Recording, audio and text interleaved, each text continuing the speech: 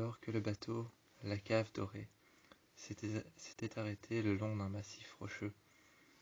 Je pouvais voir de là la roche brisée.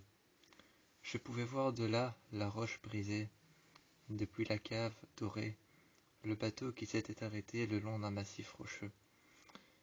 Je voyais, le long des roches, à quel point elles avaient été usées, à quel point elles avaient été détruites. J'étais au bord du bateau. Le long du bateau, j'arrivais à voir la roche, détruite, tombée en fragments dans l'eau. Je pouvais même l'imaginer sous l'eau, continuer dans les profondeurs. Je l'imaginais continuer dans les profondeurs, et je l'imaginais être usé par les vagues et par le mouvement, l'érosion qui frappait contre la roche. J'étais sur le bord du bateau, et je marchais. Sous mes pieds, j'arrivais à sentir l'eau qui se posait et se déposait de temps en temps à l'avant du bateau, sur le pont avant et sur le pont arrière. Le bateau s'était arrêté le long d'un massif rocheux. Plus loin, le long d'un petit massif rocheux sur lequel on a marché, on est arrivé le long d'une plage.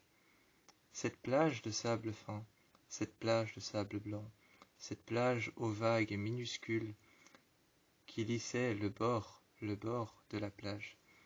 Le bord de la plage, cette plage aux vagues minuscules, avec des vagues toutes petites, un courant très léger, qui caressait le sable et qui repartait ensuite. Ces vagues qui caressaient le sable et repartaient ensuite faisaient un bruit si doux et si léger que j'avais l'impression que quelqu'un frottait du papier. J'avais l'impression qu'à côté de mon oreille, quelqu'un frottait du papier.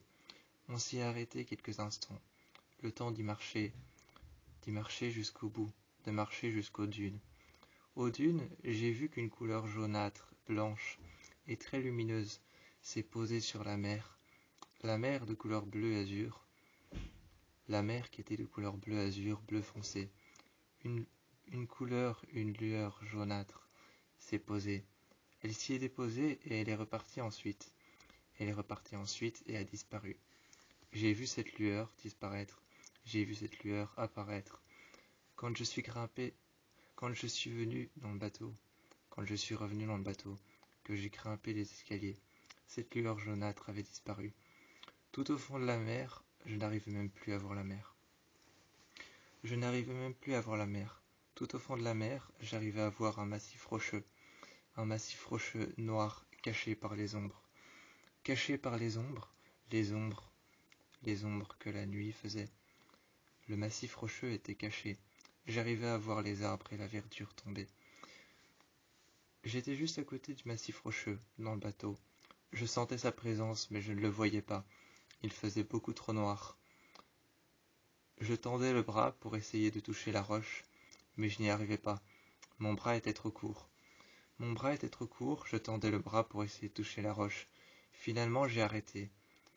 Sur le pont avant, je me suis installé. Je me suis installé sur le pont avant. Assis par terre, je regardais les vagues. Les vagues se coupaient en deux, au bord de l'avant. Au bord de l'avant de la coque du bateau, je regardais les vagues se couper en deux.